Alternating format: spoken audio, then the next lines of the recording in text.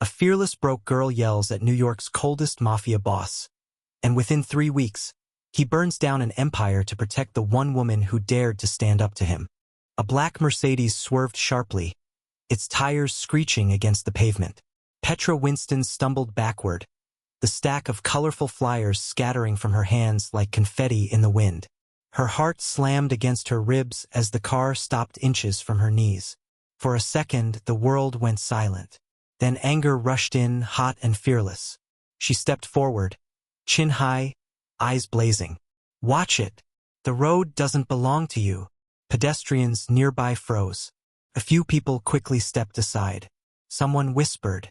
The back door of the Mercedes opened slowly. First came 2 men in dark suits, faces expressionless, scanning the street with trained eyes. And then he stepped out. Kong Miho. Tall, immaculate charcoal suit, black hair perfectly styled. A presence so powerful it seemed to bend the air around him. Conversations died mid-sentence. A shopkeeper lowered his gaze instantly. Petra noticed none of that at first. She was too busy brushing dust off her jeans, muttering under her breath. "Rich people think they own everything." One of the suited men approached her. "You need to show respect." Petra looked up sharply. "Respect?" He almost hit me. The street felt tighter now, like it was holding its breath. Miho removed his sunglasses slowly, his dark eyes finally settling on her. And time shifted. He had been called many things in the city: ruthless, untouchable, the Ice King. For 5 years, nothing had stirred him. Not fear, not anger, certainly not attraction. But the girl standing in front of him, golden brown skin glowing under the afternoon sun, hair pulled into a high puff, eyes burning with defiance, did not look afraid. She looked furious. "Do you know who you're speaking to?" One guard warned softly. Petra crossed her arms. "Someone who needs driving lessons." A sharp inhale moved through the crowd. Miho should have reacted. He should have put her in her place. No one spoke to him this way. No one. So why was he staring instead? Her chest rose and fell quickly, but she did not step back. Not even when his gaze locked onto hers. There was something in his expression. Not rage, not amusement. Something unreadable. For a split second, something cracked inside him. She doesn't know who I am, and she doesn't care. Was this bravery or complete foolishness? Petra felt the intensity of his gaze now. It was not the look of a careless rich man. It was deeper, sharper, dangerous, but she refused to flinch. "If you're done blocking traffic," she said firmly, "I have work to do." She bent down, gathering her scattered flyers. Miho took one from the ground before she could reach it. Their fingers brushed. A small spark shot up her arm. He looked at the cheap printed paper in his hand, then back at her. "What's your name?" he asked quietly. His voice was calm. Too calm. Petra straightened. "Why? Planning to sue me?" A faint flicker, almost a smile, touched the corner of his mouth. For the first time in 5 years, Kong Miho was not thinking about territory, shipments, or enemies. He was thinking about her. The streets slowly returned to life as people realized she was still standing, unharmed. But something had changed. Because sometimes the most dangerous thing you can do is wake a man who has been sleeping inside ice. Miho did not forget her. The next day, while Petra stood on the same street handing out flyers under the afternoon sun, a sleek black car stopped near the curb again. This time it did not swerve. It waited. She ignored it at first. Rich cars were everywhere in Manhattan. She focused on her work, calling out event details with steady determination. Even though her feet ached and her stomach was empty, the car door opened. One of the suited men stepped out, but this time his expression was calm. "Miss Winston," he said politely, "Mr. Kong would like to speak with you." Petra straightened slowly. Her instincts warned her to walk away. Do not get involved with dangerous men. She approached the car cautiously. Miho was inside, sitting in the back seat, looking composed as ever. When their eyes met, the city noise seemed to fade. "Get in," he said simply. It was not a command. It was an invitation. She hesitated only a moment before stepping inside. The interior was quiet, expensive, and isolated from the world outside. The door closed behind her with a soft sound that felt heavier than it should. "I have a proposal," Miho began. Petra folded her hands in her lap. "If this is about apologizing, you can do that now." A faint spark of amusement crossed his eyes. "It is not about apologies," he replied. "It is about opportunity." He explained that he owned an elite nightclub in Manhattan. He needed someone intelligent, creative, and fearless to handle promotions and digital outreach. The position would pay far more than any entry-level job. $3,000 a week. Petra's heart stumbled. That was more money than she had seen in months combined. She kept her face steady. "Why me?" "Because you are not afraid of me," he said calmly. "And you understand people." The honesty in his voice unsettled her more than flattery would have. This could solve everything: rent, bills, survival. But something felt dangerous about it. The man in front of her controlled power in ways most people never saw. "Nothing in life is free." "What's the catch?" she asked. "There is no catch," Miho answered. "You will work only for the club. Legal business. Official contract. Full transparency." He handed her a business card. "Come tomorrow at noon. Decide then." Petra looked down at the card. The offer shimmered like hope, but hope often came with risk. As the car returned her to the sidewalk, she stood there for a long moment, staring at the address. Rent was due in 3 days. Her phone buzzed with another reminder from her landlord. She closed her eyes briefly. This was either the beginning of stability or the start of something she could not control. And sometimes the hardest decisions are the ones that look like blessings. Opportunities can change your life, but only if you are brave enough to accept them. The doors of the club opened, and Petra stepped inside with a mixture of fear and determination. Club Diamond was brighter than she expected. The lights shimmered across polished floors, music flowed smoothly through the space, and people moved with confidence. But beneath the beauty, Petra could sense something missing: energy, connection, purpose. She was not intimidated. From the very first day, she treated the club like a living story waiting to be rewritten. She studied the crowd, the staff, the schedules. She asked questions. She listened carefully. Then she made changes. New social media campaigns, fresh event themes, collaborations with local creators, clear branding that welcomed a younger and more diverse audience. She did not shout orders. She inspired action. Staff members began smiling more. They felt heard. They felt valued. One evening, Petra walked through the main floor with a tablet in her hand, explaining a new promotional strategy to the team. Her confidence was steady, her voice calm.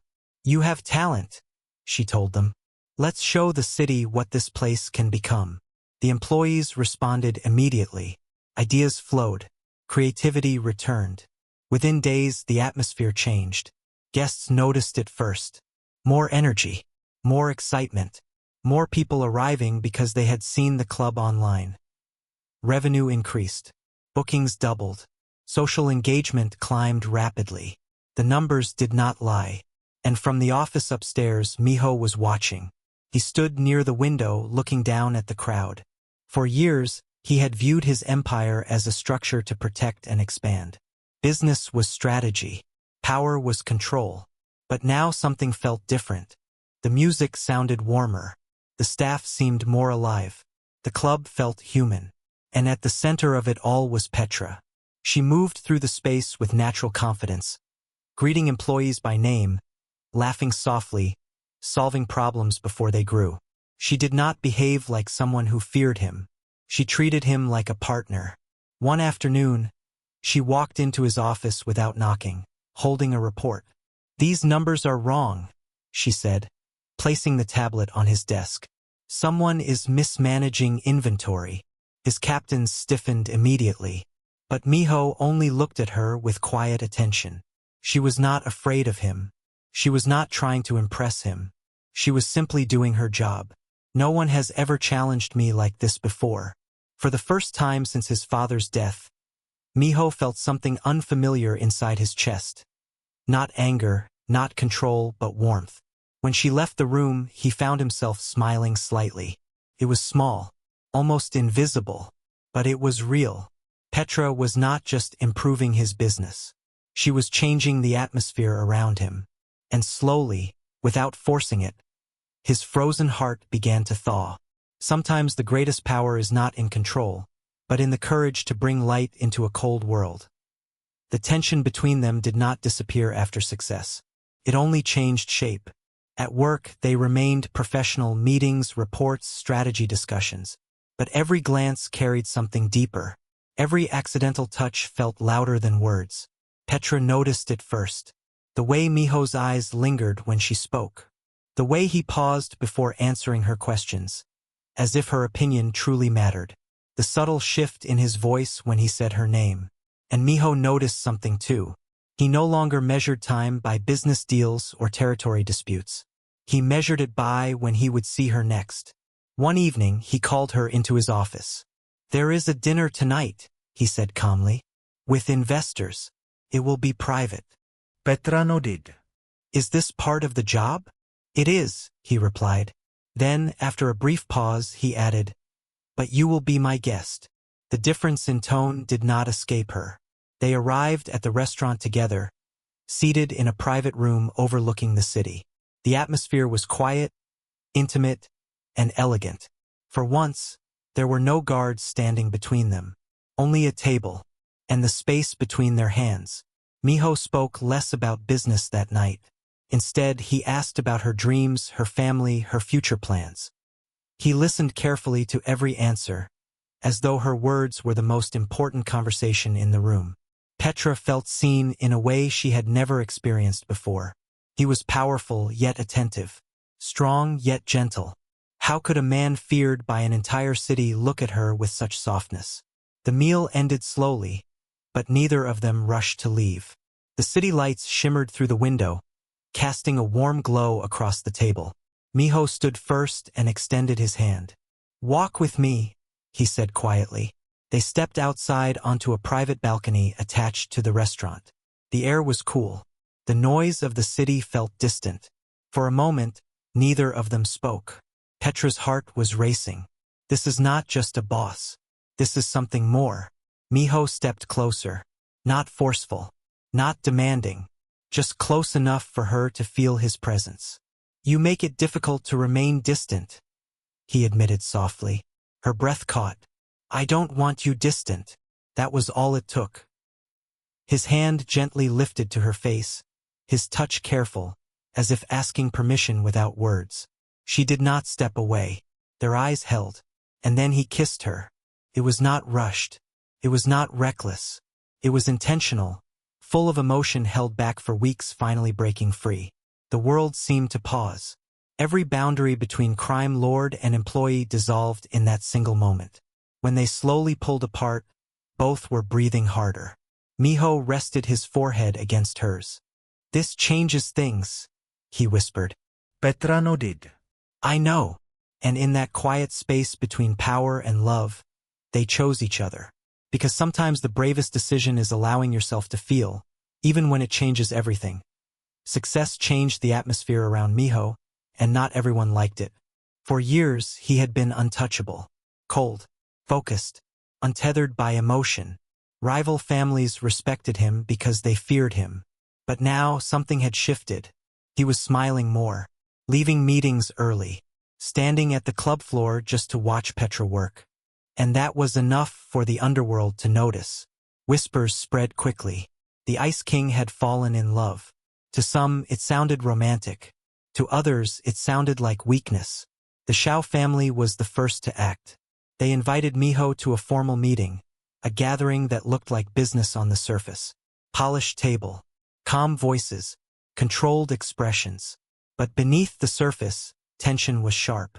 Ram Shao spoke first, his tone measured but cold. "We hear congratulations are in order," he said. "Your recent attachment." The word carried insult inside it. Miho sat perfectly still. "Say what you mean." Ram Shao smiled slightly. "Your employee, the street girl. She is becoming a distraction." Petra was not present in the room, but her name hung in the air like a challenge. One of the younger members added quietly, "A strategic alliance would be more suitable for someone of your position. My daughter would strengthen your influence." A marriage proposal disguised as politics. Miho's expression did not change, but the room temperature felt lower.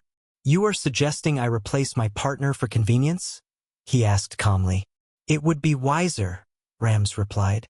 "She weakens your image. The empire requires stability." For a moment, silence stretched across the table. "They think I will choose power over her." Miho slowly stood. The movement was controlled, deliberate. Every eye followed him. "She does not weaken me," he said evenly. "She strengthens me." Rams frowned. "This is emotional thinking." No, mio corrected. "It is clarity." His voice remained calm, but the message underneath it was unmistakable. "You will not speak about her again in that tone. Not in private. Not in public." One of the elders leaned forward. "And if we continue?" Miho's dark eyes lifted. "Then we will consider it a declaration." The room froze. No shouting. No dramatic gestures. Just quiet certainty. He placed both hands on the table and leaned slightly forward. "Petra Winston is not a weakness," he said. "She is my choice, and I do not negotiate my choices." A dangerous silence followed. Then he added, voice low and final, "If anyone tries to use her to control me, they will learn exactly how far I am willing to go." The meeting ended without agreement, but everyone understood something important. Miho was no longer alone, and when a man like him chooses love in a world built on power, it does not look soft. It looks dangerous, because real loyalty is not proven in comfort, it is proven in protection. The night began like any other. Music filled the club. Lights moved across the dance floor. Petra was in her office upstairs, reviewing campaign numbers, feeling proud of how far the business had come. She had built something meaningful here. Suddenly, everything went dark. The music stopped mid-beat. The screens went black.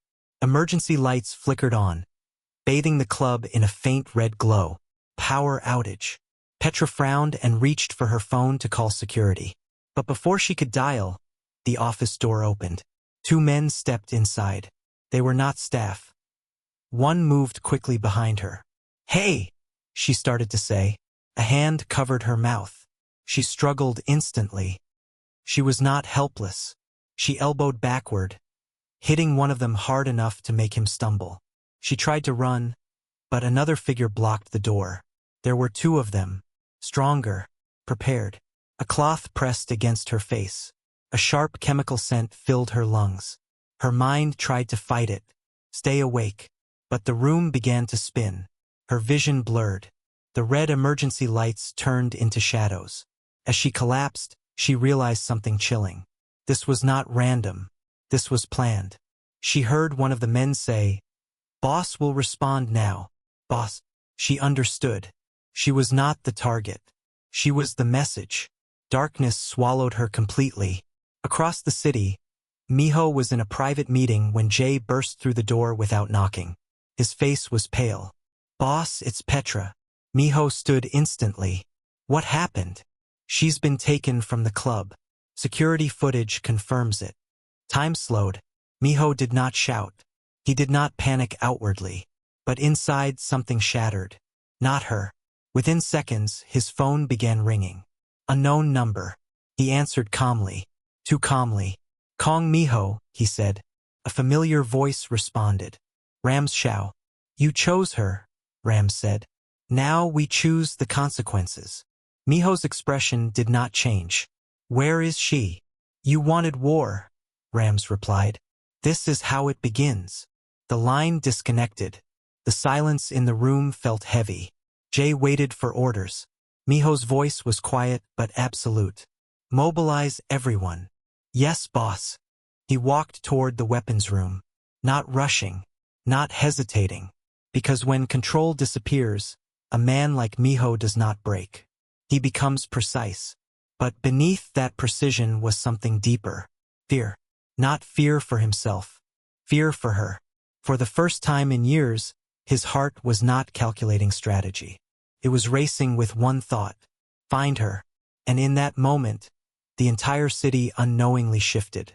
Because the kidnapping did not weaken him. It activated him. And some wars begin not with anger but with love. Miho did not waste time. The moment the call ended, every resource he controlled moved at once. Cars spread across the city. Secure teams locked down locations. Financial accounts connected to the Shao family were frozen within minutes. Communication lines were cut. This was not chaos. This was strategy. Warehouses linked to the Shao network began to shut down one by one. Trucks were intercepted. Documents were seized. Key members were quietly removed from their positions before they even realized what was happening. Miho did not act emotionally. He acted with precision. Every move had a purpose. Within the first hour, the Shao family's revenue streams collapsed. Their supply routes were blocked.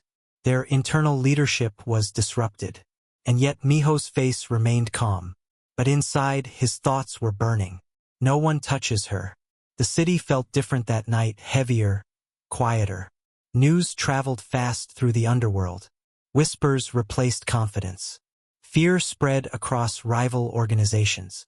They had underestimated him. Warehouses connected to the Shao Empire caught fire in controlled strikes. Not random destruction, targeted shutdowns. Power grids supporting their operations were disabled. Secure data systems were wiped clean. All alliances began to fracture. When power disappears, loyalty follows. Miho sat in a temporary command location, receiving updates in real time. His captains waited for instructions. He responded without raising his voice. Continue. Move to the next site. There was no rage in his tone. Only certainty. By the fourth hour, the Shao family structure was collapsing from within. Their contacts were turning against them. Their protection deals were failing. Their influence was dissolving. Miho's empire was not expanding tonight. It was protecting. And then came the final stage. Rams Shao attempted to flee to one of his safe locations. But Miho anticipated it. The location was surrounded. When Rams was brought before him, the once powerful leader looked smaller. Defeated. You started this, Miho said quietly. Rams tried to speak, but no words came out. Miho leaned forward slightly. You thought she was a weakness, he continued. You made her the reason for your downfall. His voice remained steady, but the message was absolute. Within 6 hours, the Shao organization had lost its leadership, its resources, and its standing in the city. Other families stepped back immediately, choosing distance over loyalty. By dawn, the empire that tried to use Petra as leverage no longer existed in its previous form. Miho did not celebrate. He did not smile, because destruction was not the goal. Safety was. Is this what love looks like in a world built on power? When he finally received confirmation that the city was secure, he closed his eyes for a brief moment. 6 hours. That was all it took to change everything.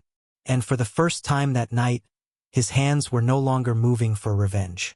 They were moving for her return. Because sometimes fire does not destroy for pleasure. It burns away the threat to protect what matters most.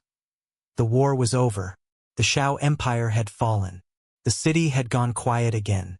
But Miho did not feel relief. Because something about the kidnapping still did not sit right with him. The security footage had shown masked men. Ostulenvon. Clean operation. Too clean. Professional kidnappings leave traces.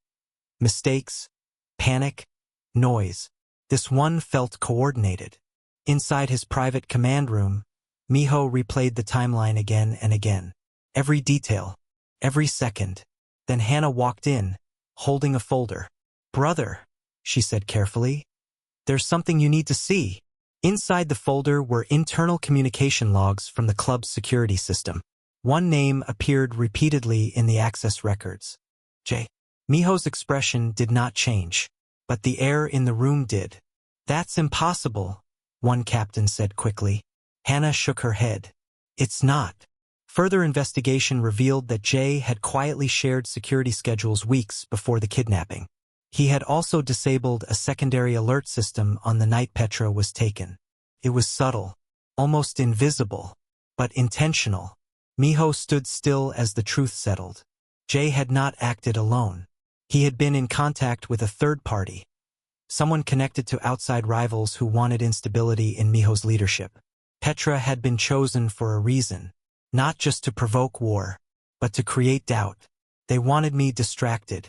For the first time since the attack, anger returned, but it was different now.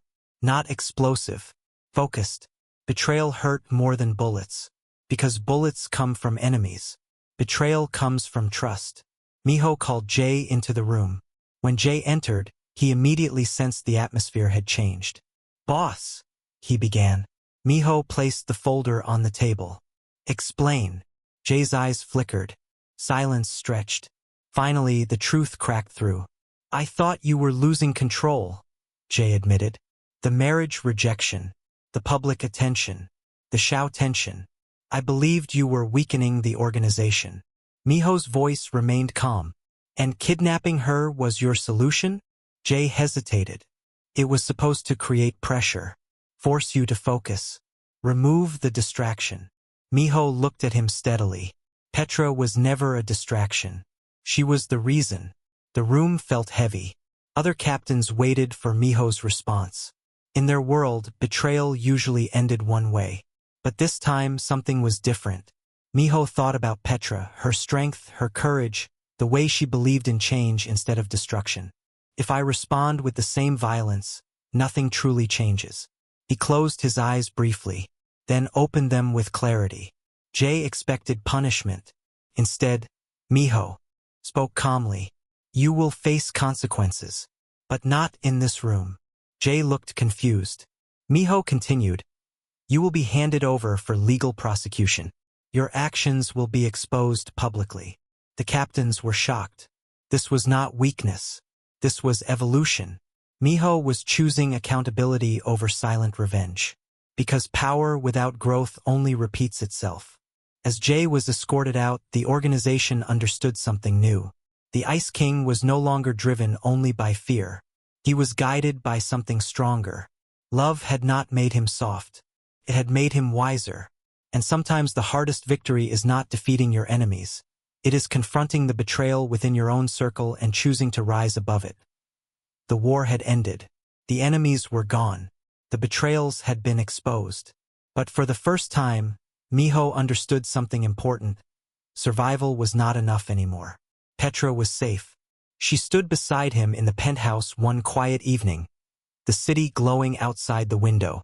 There were no sirens, no emergency calls, no urgent meetings, only silence. Miho had changed in ways he never expected. The empire was still strong, but his focus was different now. He no longer wanted power just to dominate. He wanted stability, legacy, meaning. Petra looked at him carefully. "You can't keep living like you're always at war," she said softly. Miho turned toward her. "It is the only world I have known." She stepped closer. "Then build a better one." Her words were not a demand. They were an invitation. He studied her face. Calm, determined, full of hope. She had survived poverty, loss, kidnapping, fear. And yet she still believed in improvement instead of destruction. How can someone so strong also be so gentle? Petra continued, "You have influence, resources, respect. You could use that to create opportunities, not just control territory." Miho was quiet. For years, his instincts had told him to eliminate threats, remove obstacles, stay untouchable. But Petra had taught him something new. Protection did not have to mean aggression. She reached for his hand. "I don't want you to lose yourself trying to protect me. I fell in love with the man you are, not the war you fight." That sentence stayed with him. He realized she was not afraid of his power. She wanted him to evolve. Miho took a slow breath. Then he nodded. "We will expand the nonprofit," he said. "Training programs, scholarships, community investment." Petra's eyes brightened. "And the club?" she asked. "It will continue," Miho replied. "But it will fund change, not just profit." For the first time, his empire would support education, job development, and community safety initiatives. Partnerships would be transparent, operations monitored, standards raised. This was not weakness. This was leadership. Petra smiled. That's the future, she whispered. Miho pulled her gently closer. You changed me, he admitted quietly. Not by force, by example. She shook her head. You chose to change, and that was the truth. No one could force growth. It had to be chosen. Outside, the city continued moving, unaware that beneath its surface, a dangerous man had decided to rewrite his legacy. Not with fire, but with foundation. Miho wrapped his arms around her, resting his chin on her head. I will always protect you, he said. But now I will also protect the world we live in. Petra leaned into him, and in a city once ruled by fear, love became their greatest strength. Because real power is not measured by how much you can destroy, but by how much you can rebuild.